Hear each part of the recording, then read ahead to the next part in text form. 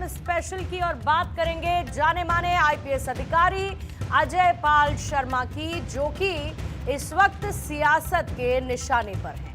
TMC उन पर गंभीर आरोप लगाते हुए उन्हें घेरने की कोशिश में है। दरअसल अजय पाल शर्मा का करियर हमेशा से ही चर्चा और कंट्रोवर्सीज के सेंटर में रहा है। उन्हें उत्तर प्रदेश पुलिस में एनकाउंटर स्पेशलिस्ट के तौर पर जाना जाता है, लेकिन उनका काम करने का तरीका और उन पर लगने वाले आरोप उन्हें बार बार सुर्खियों में ला देते हैं। इस बार भी बंगाल की धरती पर कुछ ऐसा ही हो रहा है। पूरे विवाद का केंद्र आईपीएस अधिकारी की तरफ से दी गई चेतावनी वाला वीडियो। दरअसल सेकेंड फेज की वोटिंग से ठीक पहले वो अपनी टीम के साथ पश्चिम बंगाल के दक्षिण 24 परगना जिले के फलता क्षेत्र में पहुंचे, जहां पर उन्होंने टीएमसी उम्मीदवार जहांगीर खान के घर पर रेड डाली और उसके बाद से ही उन्हें टीएमसी की आलोचनाओं का सामना करना पड़ रहा है।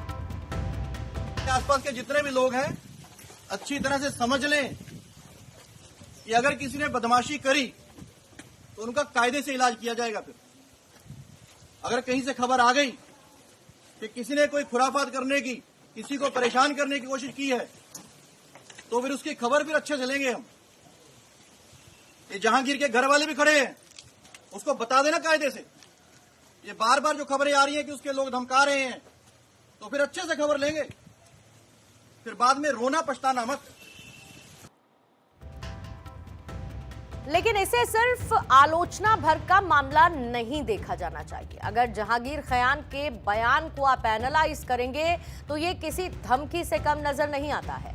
टीएमसी के उम्मीदवार ने आईपीएस की चेतावनी पर कहा कि खेला तुमने शुरू किया, लेकिन खत्म मैं करूंगा और पिक्चर अभी बाकी है, मैच शुरू हो चुका है। जहांगीर की विवादित टिप्पणी का सिलसिला यही नहीं थमता है। एक अधिकारी की आलोचना करते करते वो खुलेआम धमकी भरे लहजे में अपनी बात कहते हुए नजर आए।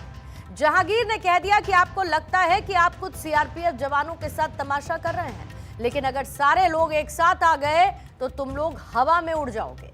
इतना ही नहीं, जहांगीर ने यहां तक कह दिया कि यह बंगाल है, अगर वो सिंघम है तो मैं पुष्पा हूं। अब आप अंदाजा लगाइए कि पश्चिम बंगाल की सियासत का रंग क्या होगा, जो खाकी पर दबाव बनाने की कोशिश करता हुआ नजर आया। बंगाल की धरती पर न पुलिस के अधिकारी का कोई लिहाज किया गया और न ही किसी पद की गरिमा का। है तो सिर्फ अहम और अकड़ जो बंगाल में नजर आए। আজকের ওরা অনেক খেলা দেখাচ্ছে, তা খেলা তো ওরা শুরু করেছে, শেষটা কিন্তু আমরা করব।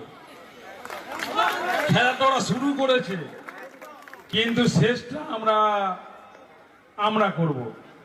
তাই পিকচার আবি বাকি মেরা দোস্ত, পিকচার এখনো বাকি আছে, সময় শুরু হয়েছে।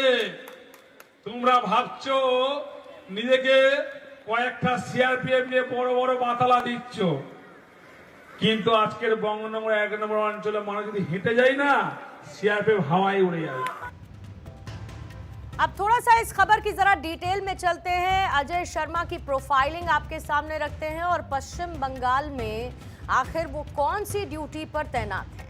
दरअसल उत्तर प्रदेश कैडर के तेज तर्रार आईपीएस अधिकारियों में शुमार हैं अजय, और पश्चिम बंगाल विधानसभा चुनाव के मद्देनजर अजय शर्मा को इलेक्शन कमीशन की तरफ से पश्चिम बंगाल के बहुत सेंसिटिव इलाके जिले दक्षिण 24 परगना में पुलिस ऑब्जर्वर या फिर चुनाव ऑब्जर्वर के तौर पर नियुक्त किया गया।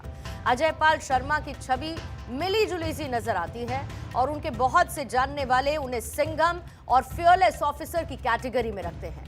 उन्हें अपराधियों पर सख्त कार्रवाई करने वाले ऑफिसर के तौर पर देखा जाता है। अजय पाल शर्मा उत्तर प्रदेश के सुपर कॉप एनकाउंटर स्पेशलिस्ट हैं। इनके बारे में कहा जाता है कि ये जहां पर तैनात हो जाते हैं, वहां पर अपराधी अपनी जमानत कैंसिल करने के लिए खुद जेल पहुंच जाते हैं। अलग अलग जिलों में अपनी तैनाती के दौरान अजय पाल शर्मा दर्जनों एनकाउंटर कर चुके हैं और खूंखार अपराधियों को जेल की सलाखों के पीछे भी इन्होंने ही पहुंचाया है। वैसे मूल रूप से पंजाब के लुधियाना के रहने वाले अजय पाल शर्मा 2011 बैच के आईपीएस अधिकारी हैं और फिलहाल प्रयागराज में जॉइंट सीपी के पद पर तैनात हैं। शामली, नोएडा, जौनपुर, रामपुर में तैनाती के दौरान उनके एनकाउंटर और अपराधियों पर एक्शन की खूब चर्चा हुई है। अब एक आईपीएस अधिकारी को धमकाना कहां तक जायज ठहराया जा सकता है?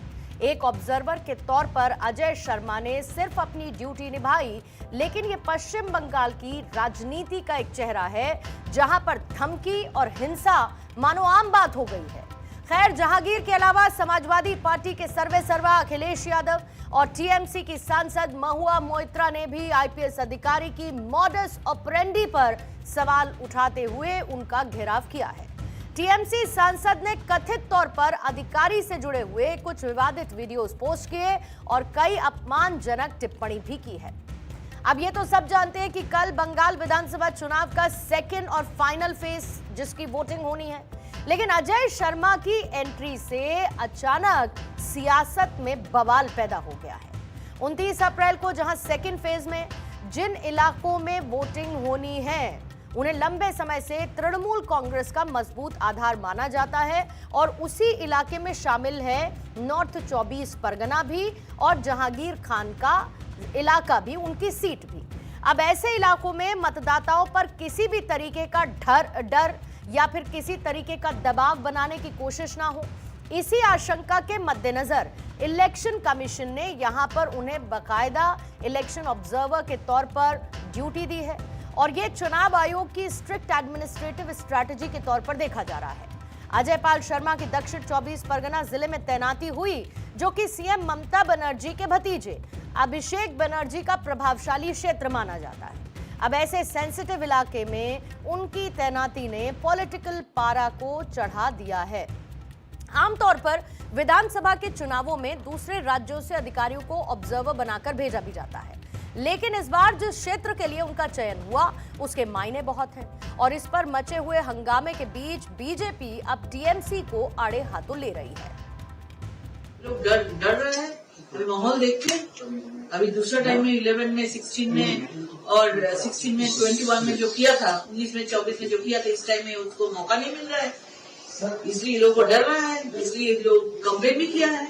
हाईकोर्ट ने जो बोला है वो फाइनल है, हाईकोर्ट का हम सम्मान करते हैं कि इस टाइम में जो चुनाव हो रहा है, जो मस्तान गुंडा जो भी लोग यहाँ पे चाहेंगे कि जनता का अधिकार छीनने का कोशिश करेंगे, वो तो यहाँ पे बाहर घूम नहीं सकते।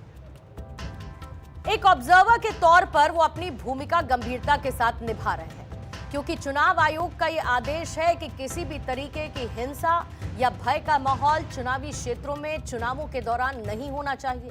और अपनी तैनाती के बाद से ही अजय पाल शर्मा एक्टिव नजर आए। इस इलाके से लगातार कंप्लेंट्स आ रही थी जहांगीर खान को लेकर और कई और कंप्लेंट्स के बाद और इसके साथ खेला होबे जैसी नारेबाजी के बाद अजय पाल एक्टिव नजर आए और लगातार संवेदनशील इलाकों का दौरा उनकी तरफ से किया गया, सुरक्षा व्यवस्था का जायजा लिया गया और इसी कड़ी में उन्हें शिकायत मिली थी कि टीएमसी उम्मीदवार जहांगीर के समर्थक स्थानीय लोगों को धमकी दे रहे हैं। इस शिकायत के बाद वो सुरक्षा बलों के साथ मौके पर पहुंचे। यहां पर सख्त लहजे में उन्होंने चेतावनी दी कि किसी भी तरीके की गड़बड़ी को बर्दाश्त नहीं किया जाएगा और दोषियों के खिलाफ कड़ी कार्रवाई होगी। उनकी चेतावनी का यह वीडियो सोशल मीडिया पर तेजी से वायरल हुआ और इसके बाद से हंगामा शुरू होने लगा। कुछ social media user Ajay Pal Sharma को क्या कहते हुए नजर आए, उन्होंने सीधे तौर पर इस इलाके को लायरी से अकोमोडेट किया, उसे उसका नाम भी दिया और अजय पाल वर्मा को धुरंधर तक कह दिया गया। अब अजय शर्मा ने यह भी कहा था कि अगर गड़बड़ी हुई तो हम अच्छे से खबर ले लेंगे। अजय पाल शर्मा की अगुवाई में एसएसबी, एफएसटी और क्यूआरटी की ज्वाइंट टीम ने छापेमारी की थी। अब जहांगीर खान के बारे में और उनकी प्रोफाइलिंग के बारे में आपको थोड़ा डिटेल में बता देते हैं। जहांगीर खान जो है वो टीएमसी के बाहुबली नेता है और ममता बनर्जी के बेहद करीबी माने जाते हैं, अभिषेक बनर्जी के भी। दक्षिण 24 परगना की फाल्टा सीट से वो टीएमसी के उम्मीदवार हैं। 41 साल के जहांगीर खान ने 12वीं तक की पढ़ाई की है और इनकी जो संपत्ति है, इनके पास 2 करोड़ से ज्यादा की संपत्ति बताई गई। इलाके में सक्रिय कथित सिंडिकेट नेटवर्क से जुड़े होने के इन पर आरोप लगते रहे। अब चूंकि जहांगीर खान अभिषेक बनर्जी के बेहद करीबी माने जाते हैं, इसीलिए इस कार्रवाई पर इतना हो हंगामा मचना तय था। जाहिर बात है कि एक पुलिस ऑफिसर को धमकाना कहां तक जायज है। इस तरीके से खुलेआम एक ऑब्जर्वर पर इस तरीके से सियासी पलटवार करने का क्या मतलब है? ये साफ है कि किसी इलेक्शन ऑब्जर्वर को धमकाना या फिर उनके काम में बाधा डालना न केवल गलत है, बल्कि लीगल पर्सपेक्टिव से भी ये एक सीरियस क्राइम माना जाएगा। इंडियन डेमोक्रेसी में इलेक्शन कमीशन के रिप्रेजेंटेटिव्स की भूमिका काफी अहम मानी जाती है और इसके साथ ही लीगली प्रोटेक्टेड भी वो होते हैं। आईपीसी की कई धाराएं कहती है कि अगर कोई व्यक्ति किसी पब्लिक सर्वेंट के काम में बाधा डालता है या फिर उसको काम करने से रोकता है, उसे धमकाता है या फिर उस पर किसी तरीके का अटैक होता है, तो वो सख्त कानूनी कार्रवाई के लिए तैयार रहे। अब इस केस में भी कुछ ऐसा ही हो रहा है। लोकतंत्र में रूल ऑफ लॉ सर्वोच्च माना जाता है और ये सभी पक्षों को ध्यान में रखने की जरूरत है। फिलहाल जाते जाते आपको ये बताते चले कि कल पश्चिम बंगाल की 142 सीटों पर सेकेंड फेज फाइनल वोटिंग होने वाली है और उसके बाद 4 मई को नतीजे भी आएंगे।